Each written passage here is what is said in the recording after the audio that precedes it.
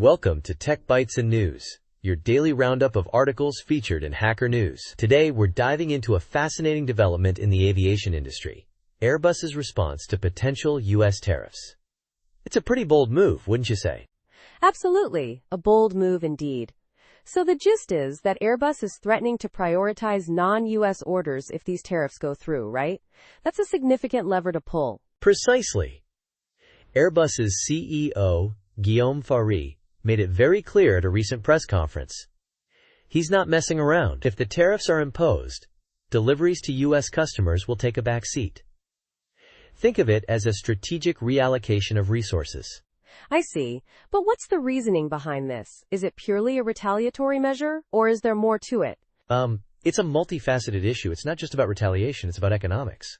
Airbus produces planes in Europe, Canada, and the U.S.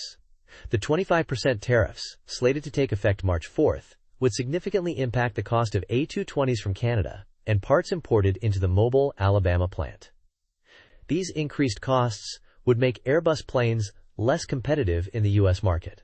So prioritizing international orders is a way to mitigate those losses, to focus on markets where they won't be hit as hard by the tariffs? That's a smart business strategy, even if it's a bit aggressive. Exactly. It's a calculated risk. They're essentially saying, if you make it too expensive for us to sell in the U.S., we'll just sell more elsewhere. It's a powerful statement about their global reach and market position. It's interesting that this announcement came during a press conference discussing their 2024 results, which apparently met expectations. Seems like a deliberate juxtaposition, almost like they wanted to emphasize their strength and resilience in the face of potential challenges. You're absolutely right.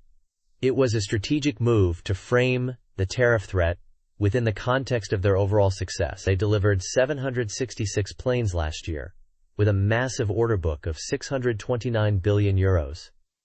They're clearly not a company easily pushed around. This whole situation highlights the complex interplay between international trade, politics, and the aviation industry.